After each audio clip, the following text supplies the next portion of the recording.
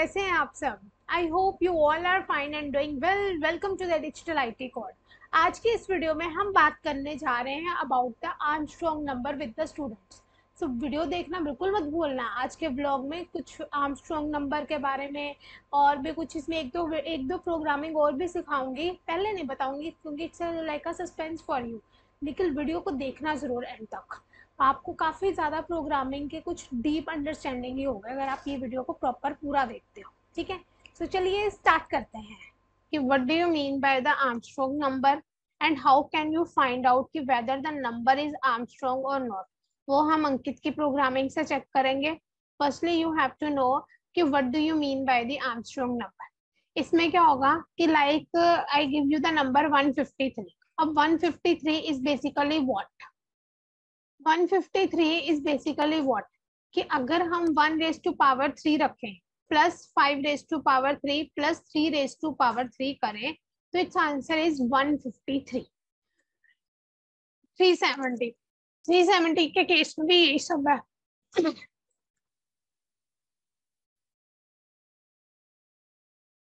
कि 3 raise to power 3, 7 raise to power 3, then 0 raise to power 3। इसका अगर हम आंसर देखें, 370 को मत देखो, बस पिछला देखो 370 का कि हमने लिया क्या है। फर्स्ट उन सभी का एक एक डिजिट और उसको कर दिया क्यूब। सभी को क्यूब करके देखा तो ऐड करके भी इसका आंसर 370 ही आ रहा है। तो that means this is called as the Armstrong number. कि अगर हम इन नंबर को अलग अलग करके उनको उनका क्यूब ऐड करते हैं तो उसका आंसर आता है 371। ठीक है, तो इसी तरीके से जिनका आंसर इस तरह से निकल रहा है that all number is called as the Armstrong number. और उसके बाद मैंने ये एज अ फॉर्मूला वैसे बताया कि आप इस तरह से फॉर्मूला अप्लाई करके भी आंसर निकाल सकते हैं। अब अंकित का चेक करते हैं प्रोग्राम।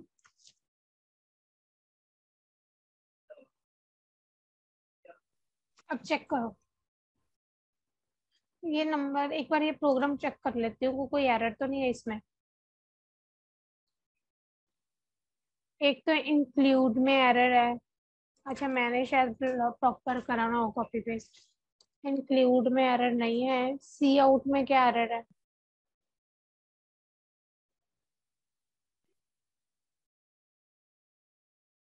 सी आउट को क्या डिक्लेयर करना है? सी प्लस प्लस सी हो जाएगा। ये इंक्लूड के कारण इशू आ रहा होगा, देखो। हाँ ठीक है। Enter the 3 digit integer. अब यहाँ पहले मेरे को आपके साथ शेयर तो करा नहीं होगा ये वाला मैंने। ये प्रोग्राम में you have to enter the 3 digit integer. 2 3 4 मैंने सपोज करो एंटर कर दिया।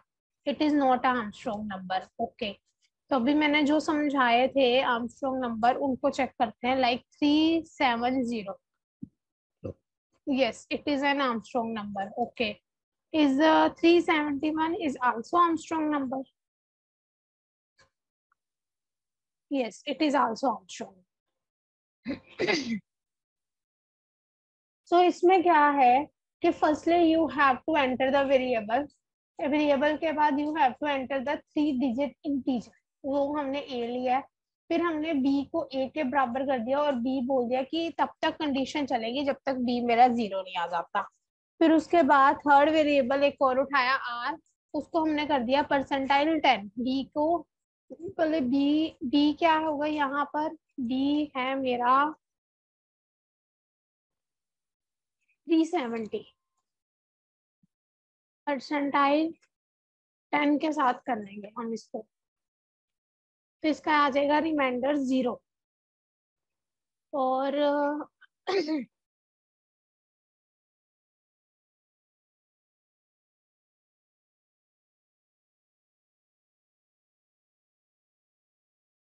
तो अगर 0 आ गया तो ऑब्वियस है 0 को अगर हम 3 बार मल्टीप्लाई करें तो इसका आंसर तो 0 हो जाएगा।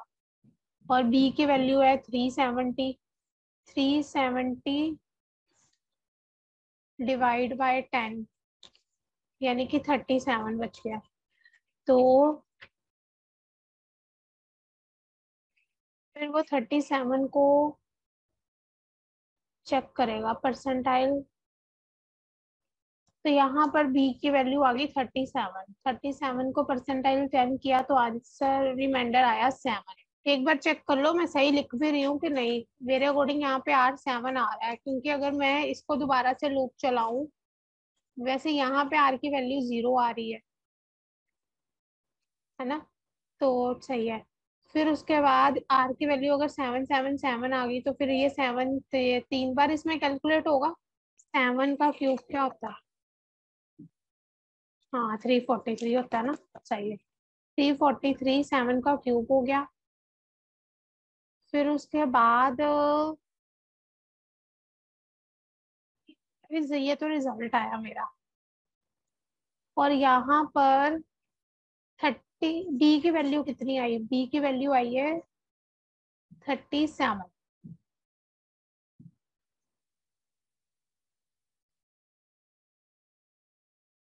37 अगर मैं उसको 10 के साथ डिवाइड कर दूं तो 3 आ जाएगा। पॉइंट तो चलेगा ही नहीं, इसमें आ जाएगा 3। तो फिर इसका मतलब यहाँ पे आर की वैल्यू मेरी 3 चली जाएगी। 3 को 3 बार करो, 27। इसी तरीके से मेरे को लगता है लूप चलती जाएगी। और यहाँ नहीं चलेगी, कहाँ बी की वैल्यू तो हो जाएगी 0, क्योंकि 3 है, 3 आ गई, अगर हम उसको डिवाइड बाय 10 करें तो 0 आ जाएगी। तो उसने बोला लूप तब तक चलेगी जब तक बी की वैल्यू 0 नहीं आ जाती। बी की वैल्यू यहाँ पर 0 होगी, तो उसने जब देखा कि रिजल्ट, अगर तो रिजल्ट आपका आ गया बिल्कुल 0, रिजल्ट अगर आ जाए आपका ए के बराबर, तो एक चीज बताओ सारे, रिजल्ट ए के बराबर कब होगा? यानी कि रिजल्ट में आना चाहिए 370 आंसर, रिजल्ट में आ रहा है 343, फिर आ रहा है 27।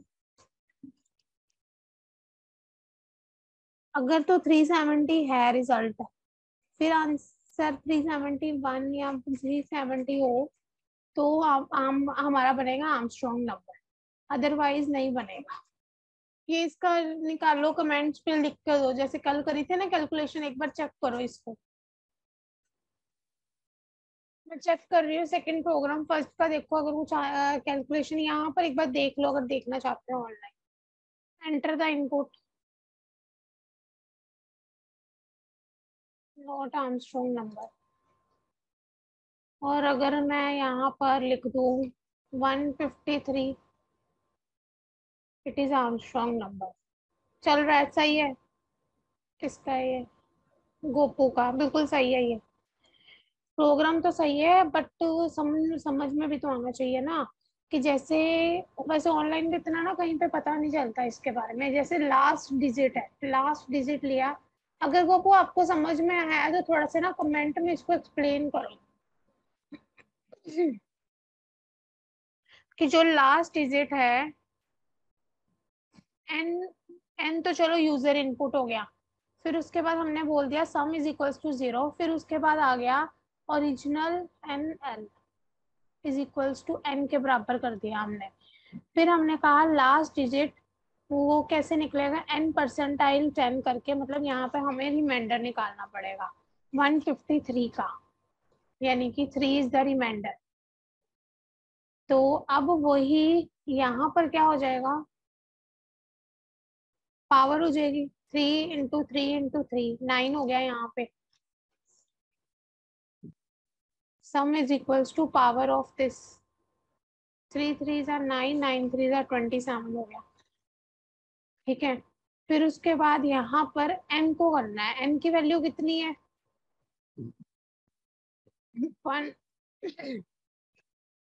153, यानी कि इसको अगर हम 10 के साथ डिवाइड करें तो आंसर में आता है 15.3,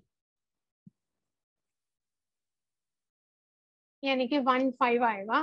n इज इक्वल्स टू 15, तो इसके अकॉर्डिंग तो n की वैल्यू होगी 15। 15 को डिवाइड बाय 10 करा तो लास्ट डिजिट की बचेगा 5, लास्ट डिजिट में बचा 5।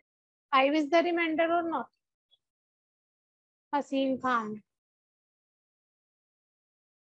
साथ में कैल थोड़ा बहुत है वो भी बताओ यार, इसमें कैलकुलेशन बताओ।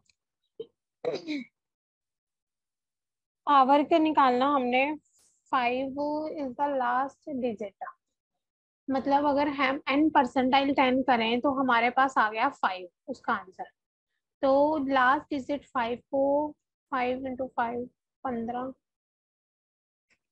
और 125 is equals to n divide by 10। ये लास्ट वाले में देखना n की वैल्यू क्या आनी चाहिए। ये तो सम है ना, सम हमने निकाला, पावर निकाले तो 125 आ गया। 5 को करा 3 बार, यानी कि n की वैल्यू हमारे पास क्या थी, नीचे से गई थी ना, n की वैल्यू 15 1 आएगी। हाँ, तो फिर इस केस में क्या बनेगा, इसमें आंसर क्या आएगा, 1 अगर परसेंटाइल 10 करें तो रिमाइंडर क्या बनेगा 1। तो 1 का यहाँ पर अगर हम कैलकुलेट करें तो आंसर क्या आएगा 1। और 1 को डिवाइड बाय 10 करें तो आंसर क्या आएगा 0। और ओरिजिनल नंबर है हमारे पास 153। कि जैसे ओरिजिनल नंबर है, ओरिजिनल नंबर हमारे पास है इज इक्वल्स टू एन तो हो गया जो यूजर ने इनपुट देनी है, यानी कि 153 है। सम तो कभी भी 153 नहीं आता। सम कैसे आएगा 153, जो मतलब हम यहाँ पे लिखते हैं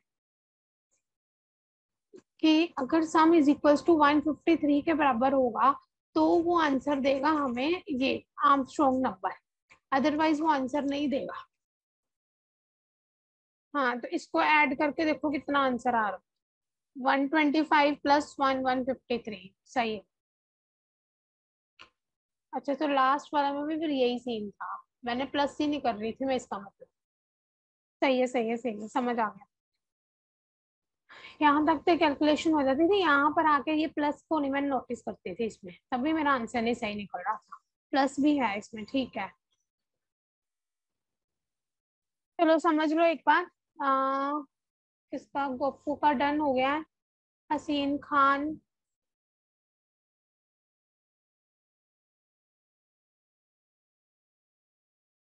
मेन में प्रॉब्लम है, ये मेन नहीं उठा रहा, इसमें वार्निंग ही आई होगी, वैसे तो वैसे कोई इशू नहीं आता होता, वार्निंग ही आती है। नहीं चलाएगा वो ऐसे। 153 को चेक कर लेती हूँ, आर्मस्ट्रॉन्ग नंबर है 153।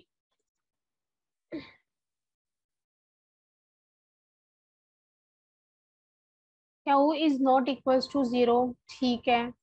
और यहाँ पर वही चीज, वही सेम कैलकुलेशन, क्यू जो है दैट इज योर वन। इतनी लंबी कैलकुलेशन करी हुई मैं खुद ही, while Q is not equals to 0 then Q divide by 10, फिर उसने काउंट करना है प्लस प्लस को, फिर count 153, this number is Armstrong.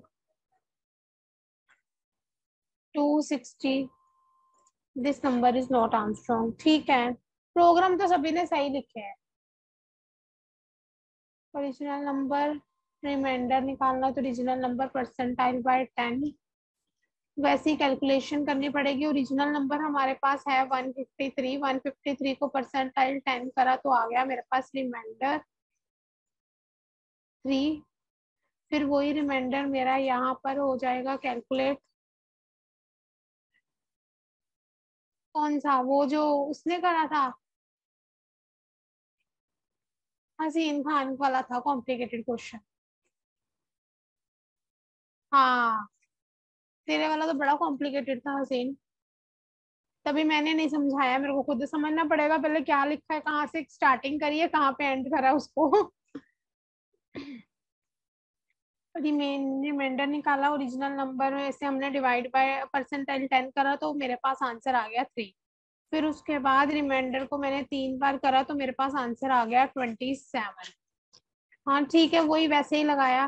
फिर उसको हमने क्या कहते हैं, ओरिजिनल नंबर है, ओरिजिनल नंबर मेरे पास है 153, उसी को ही मेरे को डिवाइड बाय 10 करा तो मेरे पास आंसर आया 15। हाँ सेम कंसेप्ट है, इसका सही है, ये वाला सही है। फिर उसके बाद ओरिजिनल नंबर मेरा 15 ऊपर चला गया, इसको करा तो इसके पास आंसर आया 5।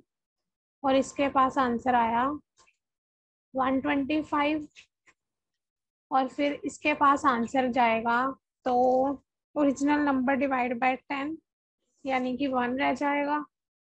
फिर 1 ऊपर चला गया, 1 डिवाइड परसेंटाइल 10,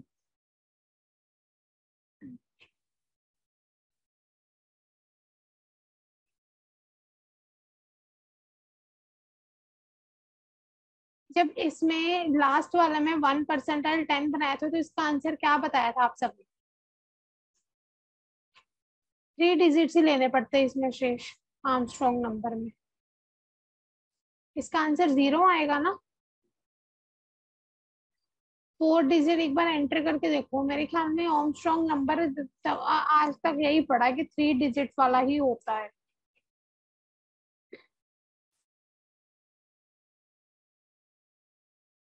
नहीं, 370 भी तो आर्मस्ट्रॉन्ग नंबर है, ओड नंबर का कोई सीन नहीं है इसमें। 370 का नहीं करवाया अभी आंसर मैंने। इसका भी आंसर आ जाएगा 1। आगे तो चलो 0 ही जाएगा, रिमाइंडर 1 बचा, 1 आ गया। तो इसका मेरे पास, अगर मैं इसको कैलकुलेट कर दूं, प्लस कर दूं तीनों को, तो इसके पास आंसर आता है 153। तो मेरा आंसर जो है वो सेम हो गया, इस कंडीशन को सेटिस्फाई करा। तो this one is the Armstrong number.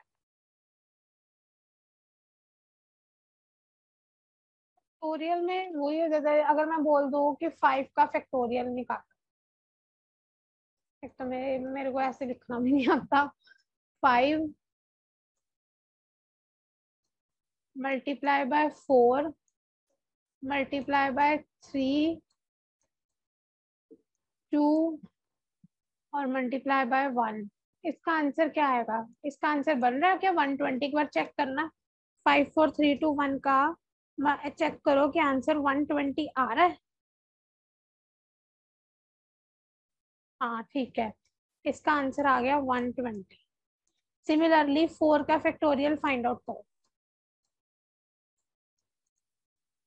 यानी कि 4 मल्टीप्लाई बाय 3 मल्टीप्लाई बाय 2। हाँ 124 आना चाहिए, ठीक है। और 7 का फैक्टोरियल क्या निकल रहा है? 7 का फैक्टोरियल फाइंड आउट करो।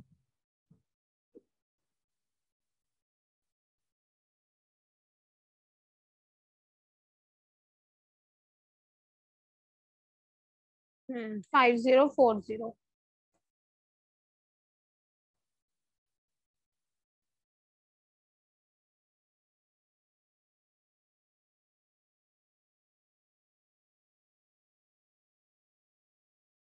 अच्छा, एक चीज और बताओ। आ, इसको क्लियर करते हैं। अब मेरे को 3 फैक्टोरियल फाइंड आउट करके दो। एक तो 1 का फैक्टोरियल निकाल लो। 1 का क्या आएगा? ये किसका आंसर करके दिखाया है? फैक्टोरियल नंबर का किया है ये गोपू। एक 1 का निकाल लो, एक 4 का फैक्टोरियल बताना दोबारा से क्या है, और एक बताओ मुझे 5 का फैक्टोरियल क्या है। ठीक है, एक तो इसके आंसर बताओ तीनों के, उसके बाद नेक्स्ट। अच्छा वेरी गुड, मैं एक बार चेक कर लेती हूँ, पहले एक बार ये करो। ये हो गया। फिर उसके बाद अब यहाँ पर मैंने क्या लिखा है? 1 4 और 5। जो इसका आंसर आएगा, यहाँ पर जो इसका आंसर आएगा, फिर उनका टोटल निकालो। अब 124 और 120 को ऐड करो। 124 और 120, 145, 145। अब इस यहाँ देखो, यहाँ पे मैंने क्या दिया आपको, 145। दैट मीन्स कि 145 इज योर स्ट्रॉन्ग नंबर। समझ आया स्ट्रॉन्ग नंबर क्या होते हैं?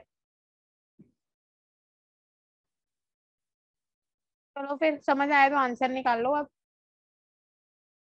स्ट्रॉन्ग नंबर ना बहुत कम है मेरे ख्याल में। एक तो ये था 145 है स्ट्रॉन्ग नंबर, या फिर एक होगा मेरे ख्याल में, बड़ा लंबा सा था वो नंबर। इसका क्या आंसर आएगा, एक बार इसको भी चेक कर लेना। 4 0 5 8 5।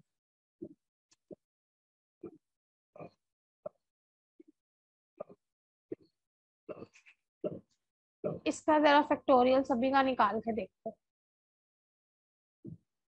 ये कर दिया। ये फैक्टोरियल, ये इसका स्ट्रॉन्ग नंबर का करा या फैक्टोरियल का करा गोपू?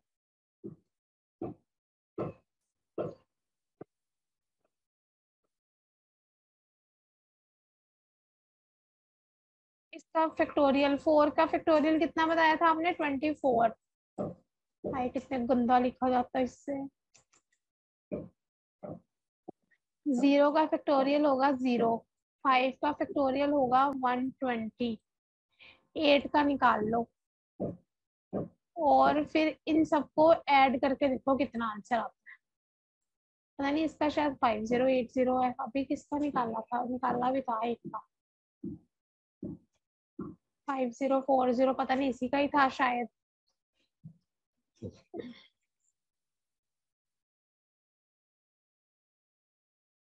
4320। ओके, तो इसको ऐड भी करना जरा।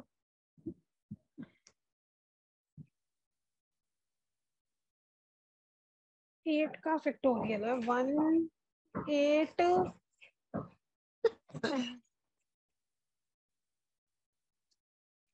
40320 तो नहीं है कहीं? हाँ, अभिनव ने में यही लिखा है 40585। हाँ, this one is also strong number. यहाँ पे भी 0 आना है। ठीक है, तो इसको बोलते हैं स्ट्रॉन्ग नंबर। चलो, हैंड राइटिंग गंदी है बट समझ आ गया, इतना ही काफी है।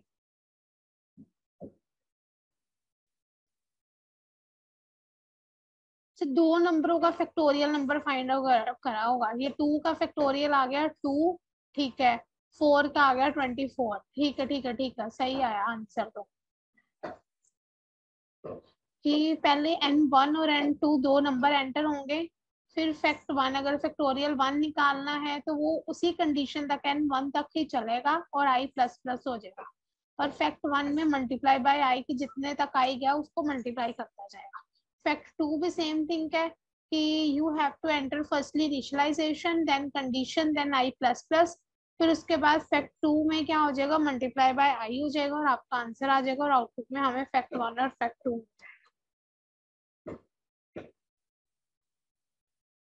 नेक्स्ट है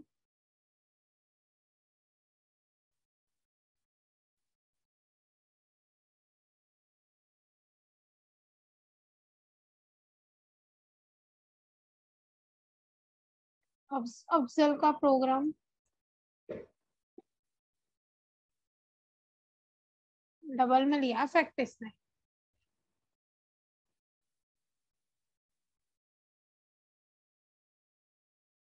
नंबर को एंटर करवाओ। Long double fact is equals to 1.0।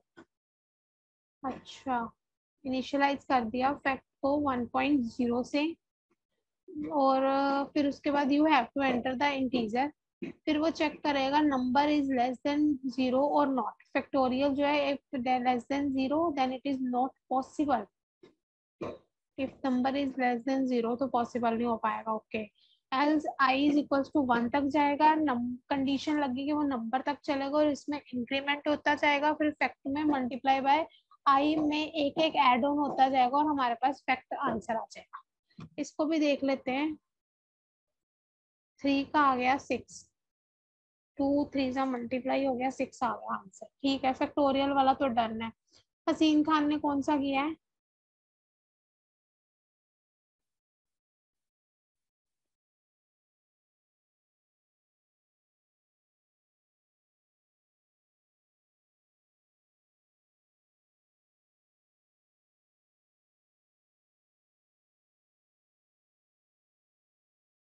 Strong number, strong बंदा doing a strong number. Include iostream name space name int main, इसमें भी वार्निंग आएगी। उसके बाद रिमाइंडर सम क्यू और फैक्ट की वैल्यू, हमने फैक्ट को इनिशियलाइज कर दिया कि हमेशा फैक्टोरियल 1 से ही स्टार्ट हो।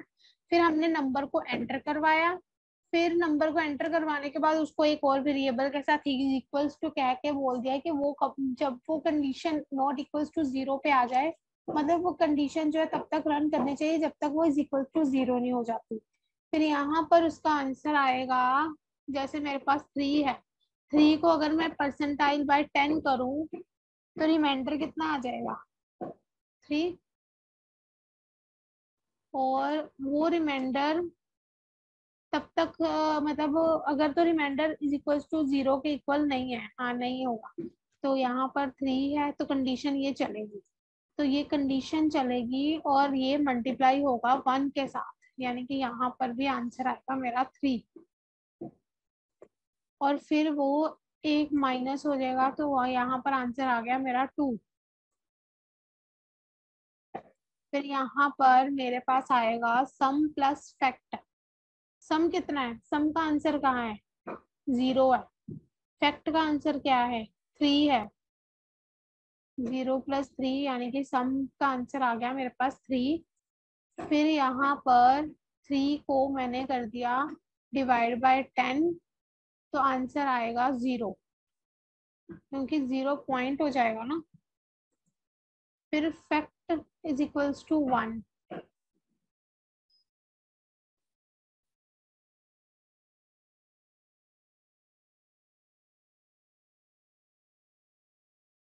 पहले तो इसको कैलकुलेट करो, ये सही चल भी रहा है कि नहीं, जो मैंने किया जितना।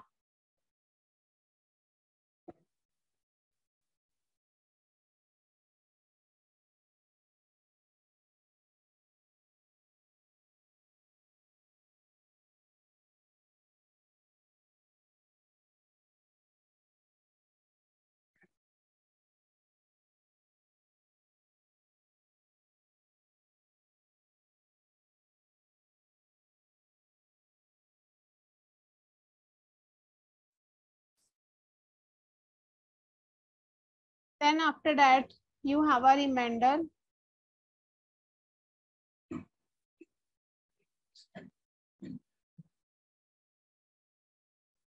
रन रन तो अच्छा, रन भी नहीं किया मैंने अभी। अच्छा 1 क्या था स्ट्रॉन्ग नंबर, 145। हाँ 145 इज अ स्ट्रॉन्ग नंबर। बाकी तो फिर बाकियों का तो आंसर ही नहीं आएगा, जब से 3 का मैं देख रही हूँ 3 का तो कोई आंसर नहीं आएगा, इसका तो आंसर चला जाएगा इसमें, it is not a strong number. अगर 145 को यहाँ पे कैलकुलेट करो यार, यहाँ पर करो 145 को, इतनी कैलकुलेशन करो कोई जगह।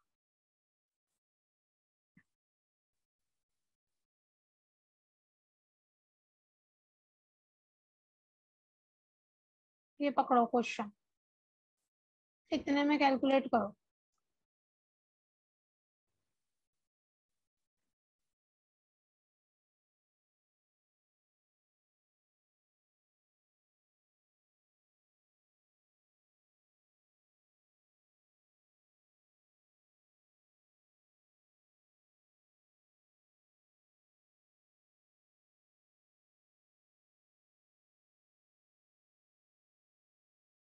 145 का किया तो आंसर आएगा 1 5।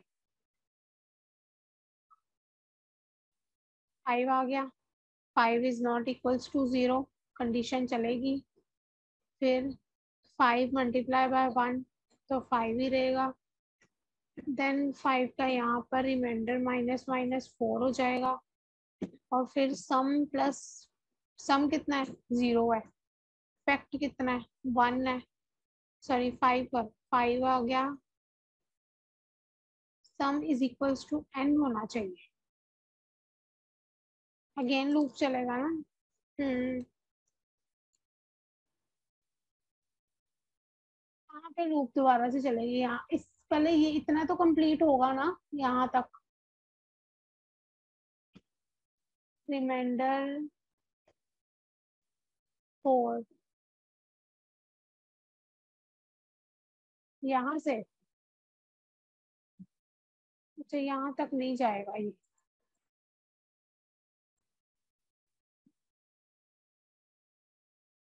ओके, तो फिर यहाँ से दोबारा से अगर लूप चले तो यहाँ पर मेरे पास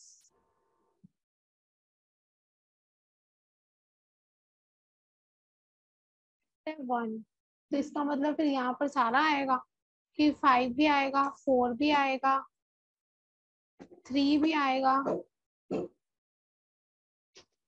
और फिर 2 भी आएगा और फिर 1 भी आएगा। बस 0 नहीं आएगा, यहाँ तक 1 तक लूप चलेगी मेरी।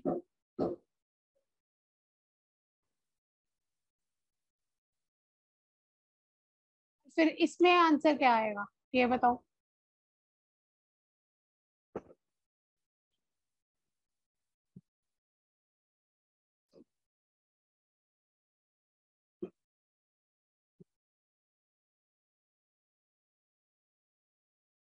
5 4 3 2 1 मल्टीप्लाई होगा।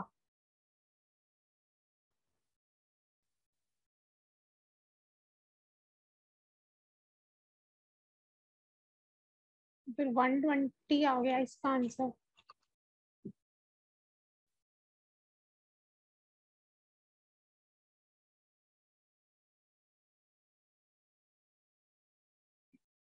और इसमें क्यू की वैल्यू फिर क्या है मेरे पास, क्यू की वैल्यू मेरे अकॉर्डिंग निकली थी 145।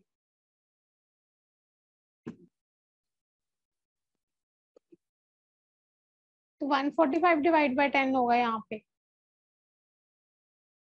14 आ जाएगा।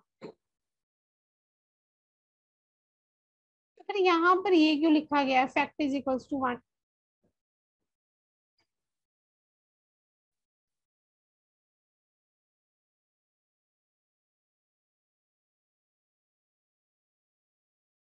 क्योंकि फैक्ट इज इक्वल्स टू 1 तो ऊपर भी इनिशियलाइज है, यहाँ पर क्यों दोबारा से।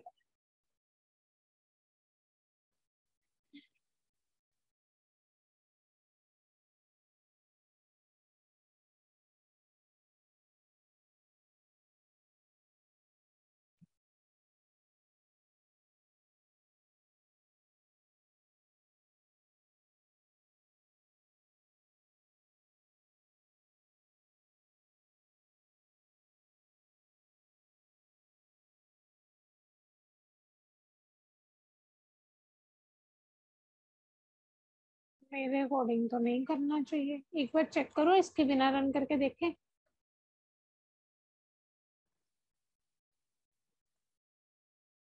Not a strong number.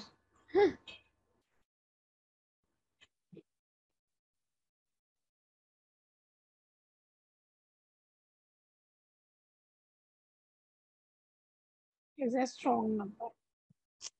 ठीक है, तो यहाँ पर उसने बोल दिया कि फैक्ट की वैल्यू 1 है।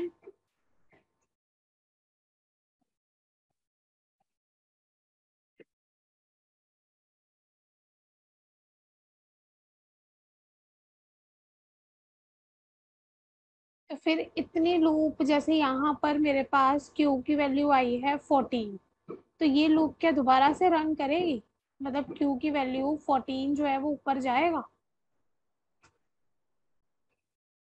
मेरे ख्याल से जो, क्योंकि जब तक कंडीशन नहीं आ जाती तब तक वो जाएगा ही जाएगा। तो क्यू की वैल्यू अगर 14 ऊपर जाएगा तो इसका आंसर 4 आ जाएगा। और इसका आंसर 4 आएगा, तो ये कंडीशन जो है दोबारा से फिर रन करेगी। और अगर इसको दोबारा से हम रन करवाएं तो रिमाइंडर और फैक्ट मेरे पास इसका आंसर आएगा 4। Fact is equals to fact multiply by remainder. Remainder क्या है, 4 है।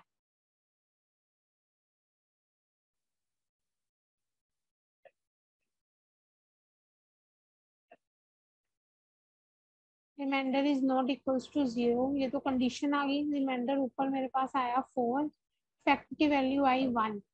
देन यानी कि यहाँ पर आएगा 4 3, हाँ वही करने लगी, 4 3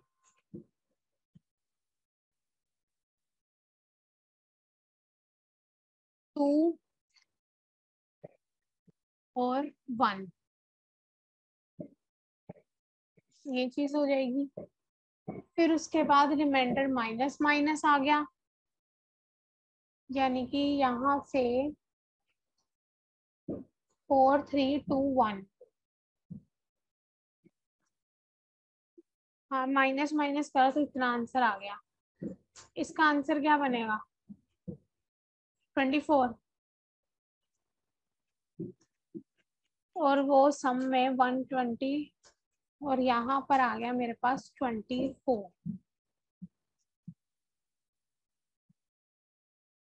हाँ 120 प्लस 124 हो गया।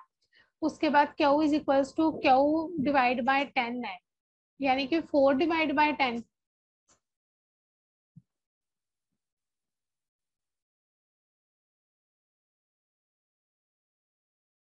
14 बचा था मेरे पास क्यू की वैल्यू, है ना? क्यू की वैल्यू 14 थी, तो यहाँ पर क्यू, अब क्या बचेगी क्यू की वैल्यू? 4। 1 कैसे आएगी? क्योंकि क्यू की वैल्यू, पहले ये बताओ क्यू को 1 कैसे बनाया है, मतलब क्यू को किसके साथ डिवाइड करा है? 14 डिवाइड बाय 10, तो डिवाइड बाय 10, अच्छा मैं रिमाइंडर बचा रही हूँ, सॉरी ऊपर वाला 1 आएगा, हाँ ठीक है। कोशेंट जो कोटेंट है वो 1 बचेगा, ठीक है। तो रिमाइंडर 4 है, वो उसकी जरूरत नहीं है। उसके बाद अगर उसकी वैल्यू 1 आई, फैक्ट तो मेरा 1 ही है, तो फिर ये क्यू की वैल्यू अगेन मेरी जाएगी यहाँ पे, है ना? तो अगर यहाँ पर 1 को डिवाइड बाय 10 करेंगे तो यहाँ पर तो इसका आंसर आ जाएगा 0।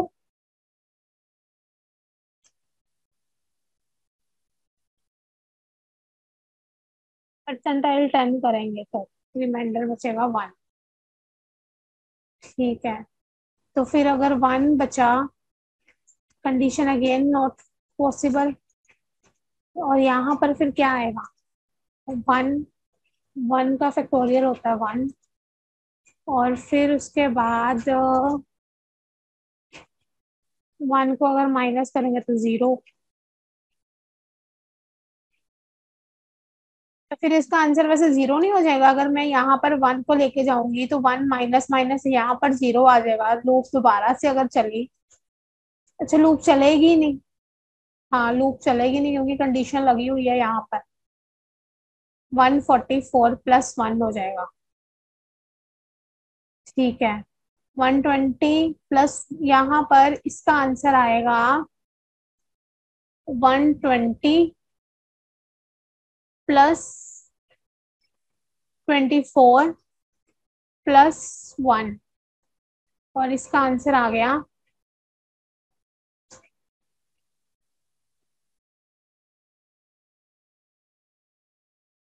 145। और अगर मेरा सम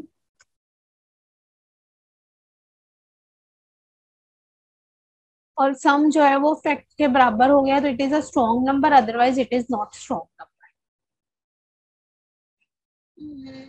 मोहम्मद अफजल राजा का चेक करो जी, ये वाला प्रोग्राम ठीक है या गलत है, गलतियां निकालो। दो वेरिएबल को एंटर करवाया, फिर उसको रखा कि अगर दोनों में कंडीशन मेरी सही है, then means you have enter a negative number, else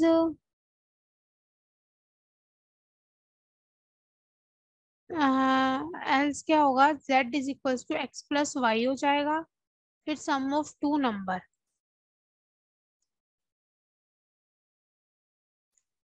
first number आ गया ये, सेकंड नंबर आ गया 45, तो मेरे पास आंसर आ गया 68।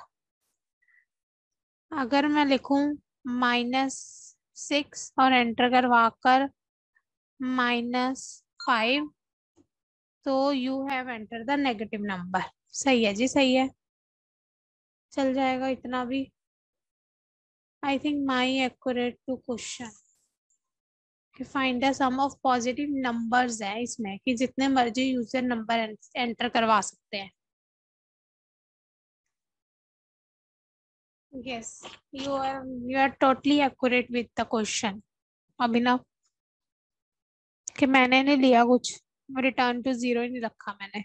मैं कह रही हूँ एरर क्यों आ गया इसमें। 2 नंबर एंटर करवाओ, 45 एंड 76। आंसर आ गया 121।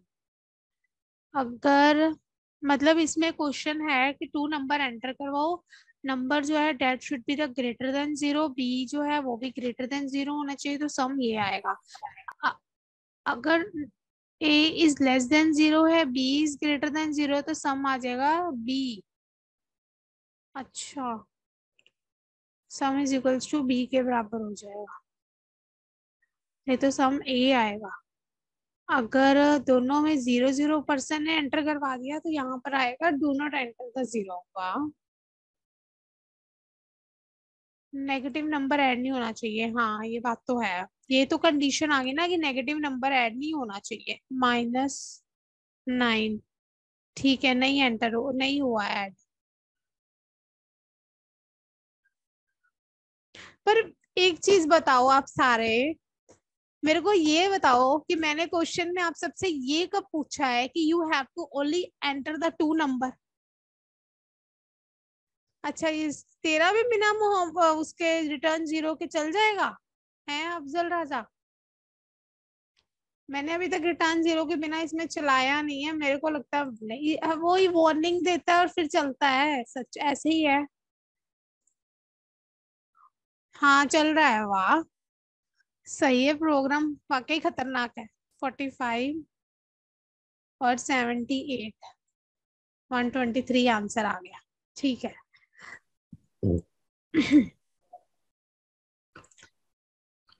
0 0, डू नॉट एंटर जीरो, सही है।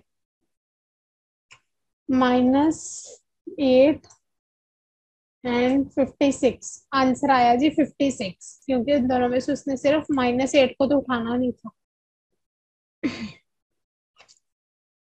देन 98 एंटर -7, आंसर आ गया 98, सही है जी, सही है। ठीक है, रिटर्न जीरो के बिना चल रहा है जी, जो आज तक मैंने करवाया सब गलत है, इनके प्रोग्राम बिल्कुल सही है। रिटर्न जीरो के बिना भी आप प्रोग्राम को कंपाइल कर सकते हो, C++ के सारे प्रोग्राम बिना रिटर्न जीरो के भी चल रहे हैं बहुत अच्छे से। कैसी लगी आज की डिस्कशन विद द स्टूडेंट? अच्छी लगी या बुरी लगी? अगर तो अच्छी लगी, लाइक शेयर और कमेंट करना तो बिल्कुल मत भूलना। ठीक है, thank you so much, bye bye.